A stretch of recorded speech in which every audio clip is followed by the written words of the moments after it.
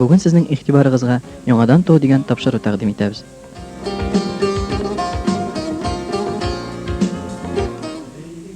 Борынгы әби-бабаларыбыз Адәм белән Хаваның гөнаһка керүләре сәбәпле, аларның рухлары үлә.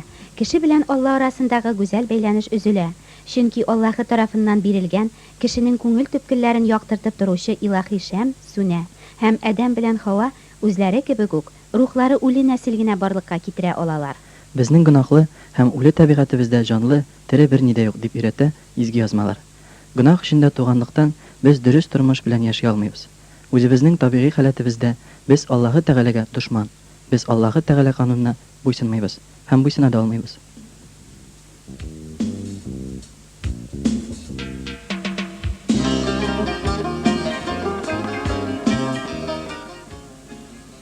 Күп кенә кешеләр рухи яктан яңармый торып, игелекле, изге һәм дөрес тормыш алып бармакчы булалар. Әмма булдыра алмыйлар. Мәет яшәү, тормыш тудыра алмый. Кылынган гөнаһ үлем тудыра дип өйрәтә Тәүрат. Без рухи яктан һәммәбез дә үле. Сез яман эшләрегез һәм гөнаһларыгыз аркасында үле идегез ди Алла сүзе.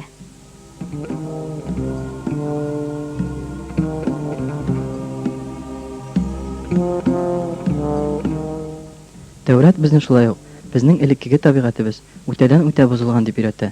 Иң хәйләкәре һәм иң бозыгы кеше йөрәге ди Аллаһы Тәгалә. Ярмай пәйгамбәр аша. Бу бозылганлык кеше тәненең теләкләреннән килеп чыга. Алла сүзе шулай ук безнең искереп беткән табигатыбыз үз-үзеңне ярату табигаты дип өйрәтә. Ул яңара алмый. Эфиоплы үзенең тиресен, ә барс үз тиресендәге топларны үзгәртә алмаган кебек, кеше дә үзенең гөнаһлы табигатын үзгәртә алмый.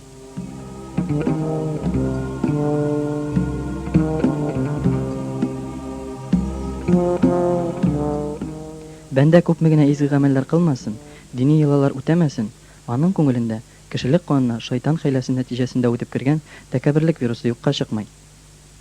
Бу мәңгелек үлем шириннән безне Аллаһы Тәгалә үзе генә коткара ала. Чөнки кеше моны булдыра алмый, ә кудрәтлегә һәр нәрсә мөмкин. Бу үлем шириннән Аллаһы Тәгалә кешене ничек коткарасың? Гөнаһларыгыз кып-кызыл булса, кар кебек агартырмын. Сезгә яңа йөрәк, яңа рух бирермен. Тәнегездәге таш йөрәгегезне алырмын, йомшак йөрәк бирермен ди Аллаһы Тәгалә. Аллаһыдан яңа йөрәк, яңа рух кабул итү, ул яңадан туу, ягъни үле рухыңның терелүе. Югарыдан туу, ул үзгәрү түгел, ә чынлап та яңадан туу. Бөтенләй яңа табигат алу. Бу икенче туу.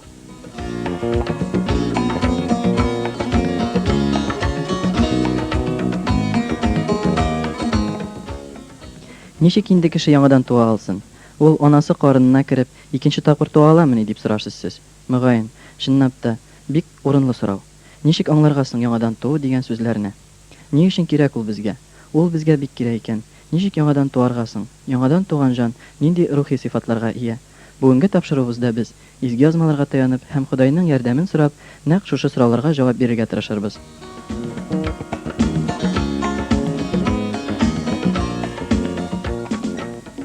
Бер кем дә яңадан тумаса, Аллаһы патшалыгын күрә алмас. Сез яңадан туарга тиешсез, ди Алла сүзе. Димәк, яңадан тумаган очракта без күкләр патшалыгына керә алмыйбыз. Биредә бер нинди билгесезлек тә, якынчалык та юк. Оҗмахка керергә теләгән кеше яңадан туарга тиеш. Менә ни өчен кирәк икән безгә яңадан туу?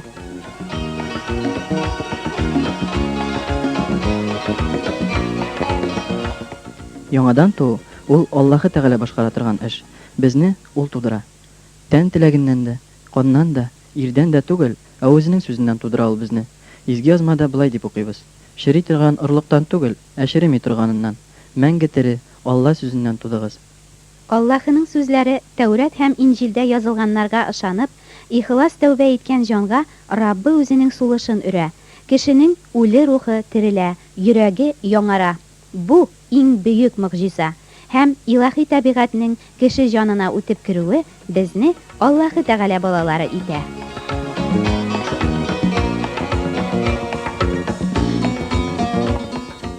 Дин юлына баскан һәркем ниндидер дәрәҗәдә үзгәрә. Кешенең гыйбадәт йортына йөрүе, дуга кылуы, Алла сүзләрен өйрәнүе һәм изге гамәлләр кылып, тәкъва кеше булып яшәргә тырышуы гына әле аның югарыдан туу турында сөйләми. Тыштан бик диндар, бик гадаләтле булып күренергә мөмкин. Әмма йөрәгең яңармаса, син Алла баласы була алмыйсың дип өйрәтә изге язмалар. Сез чынаякның тышкы ягын гына чистартасыз, ә шул ук вакытта эчтән ул урлаулар һәм ялган белән тулы дигайсә. 200 дин әһелләренә.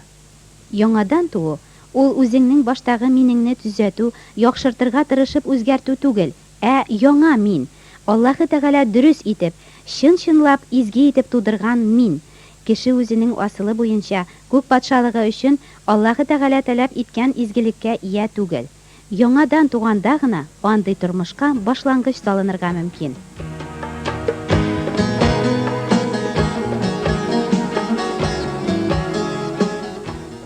Әйе, кешенең тышкы диндарлыгы гына аны Аллаһыга яралы итә алмый.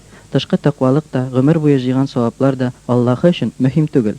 Фақат Аллаһы тарафыннан яңа зат итеп яратылуыгыз гына әһәмиятле, ди безгә Алла сүзе. Кылган яхшылыклары һәм савап гамәлләре оҗмахка кертер дип исәпләүчеләр яңадан туа алмыйлар. Чөнки Аллаһыны саваплар белән дә, хәер-садакалар белән дә сатып алып булмый. Савапларына өметләнгән җан Аллаһы баласы булудан үзен үзе мәхрүм итә. Чөнки ул коткаручы иман тудыра торган мәңге тере Алла сүзен үзенең йөрәгенә кертми, аны кабул итми. Тере Алла сүзе Тәүрәт кенә кешене яңадан тудыра. Һәм Аллаһының сүзләрен йөрәгенә кабул итеп, ихлас тәүбә иткән җанда гына бик күп эчке үзгәрешләр, яңа рухи сифатлар барлыкка килә. Изге язмаларга таянып, шул рухи сифатларны карап үтик.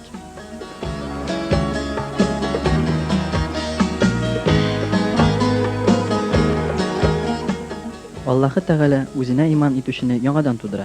Бу җанның үле рухы терелә. Җаны иреккә чыга.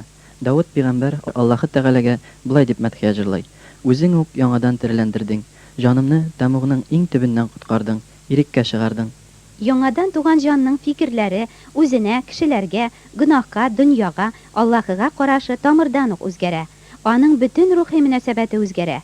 Аллаһы Тәгалә аның фикер йөртүенең күчәре булып китә, үзәккә әйләнә. Кешенең йөрәгендәге тәкәббер мине пьедесталдан бәреп төшерелә.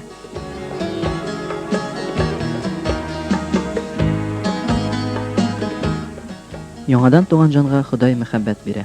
Ул инде кешенең милләтенә дә, чыгышына да, диндарлыгына да, сифатларына да карамыйча, аларны ярата башлый. Хәтта үзенең дошманнарын да, үзен нәфрәт итүчеләр һәм ләгънәтләүчеләрне дә кызганып, Ходай мәхәббәте белән ярата башлый.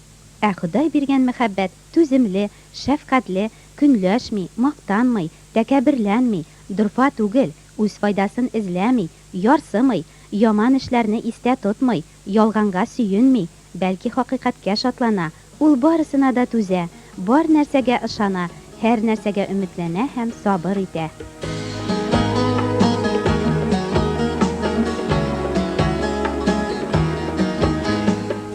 Яңадан туган җан үзенең гөнаһлары кичерелүен, инде котылуын яхшы аңлый. Аның йөрәге Ходайга туктаусыз рәхмәт укый. Күңеле изге рухтан килгән, шатлык, сөенеч һәм рәхәтлек белән тула. Зәбурдә булай дип укыйбыз: "Җинаятләре кичерелгән, гөнаһлары бетерелгән кешеләр сәгадәтле." Дауд әйтә: "Син минем гөнаһымның гаебен кичердең, син мине коткардың, коточкыч баздан чыгардың, күңелемә син куаныч салдың, елавымны сөенечкә алыштырдың, синең чынлыгыңда рәхәтлек таптым." Барлык борчу кыенлыкларына карамастан, ул җан сөенеп яши ала. Читлектәге коштай талпынган, урын тапмаган җаны да ниһаять тынычлана. Ходай пәйгамбәре белән бергә бу җанда сөенеп кабатлый: "Бары тик Аллада гына җаным тынычлана. Мине коткаручы ул ич."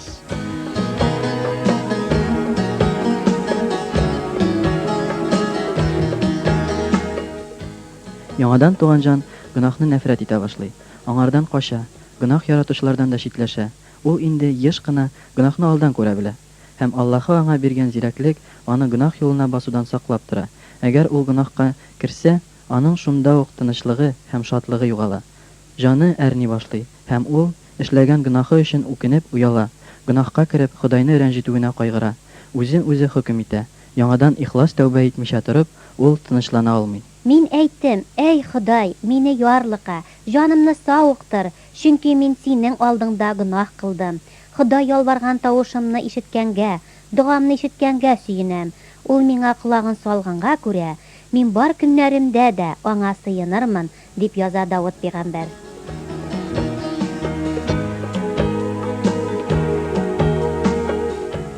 Яңадан туган җанда курку бетә. Ул инде кешеләрдән дә, аларның явызлыкларыннан да курыкмый, ә бары Аллаһыдан гына, гөнаһ кылып, аны рәнҗетүдән генә курка. Ходай минем яклы, шуңа күрә курыкмам ди ул. Кеше миңа нәрсә эшли алыр? Алла безнең сыйынышыбыз, көчебез, авыр кайгы килгән чакта булышучыбыз. Шунлыктан без җир тетрәп, таулар диңгез уртасына ташлансалар да курыкмабыз. Мине гаепсезгә куалар, ләкин йөрәгем синең сүзеңнән генә курка.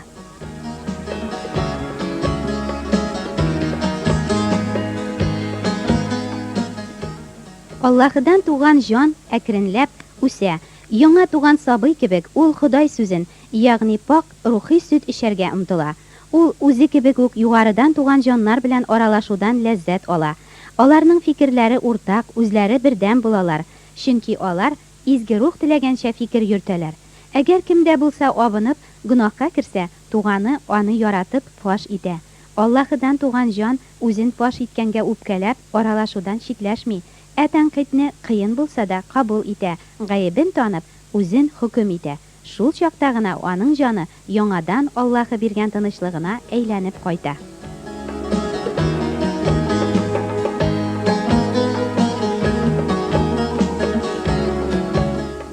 Рух аркасында туган җанны еш кына, гадәти рәвештә туган җан эзәрлекли.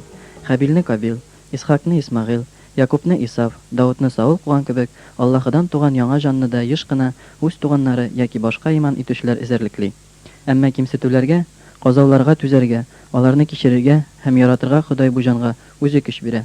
Ширләр һәм кайгылар килгәндә дә андый җан сабырсызланып, төшенкелеккә бирелми, чөнки Ходайның сүзләреннән ул үзенә юаныч таба, ә Аллаһы аның йөген җиңеләйтә.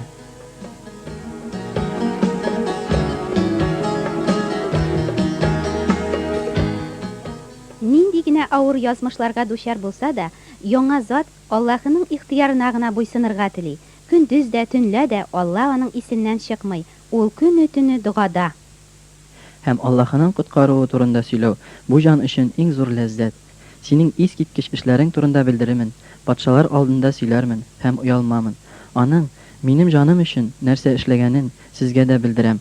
Иртәдән үк синең мәрхәмәтеңне сөйләрмен, дөрестлегеңне, коткаруыңны авызым көне буе сөйләр, ди ул мәдхәлләр җырлаучы белән бергә.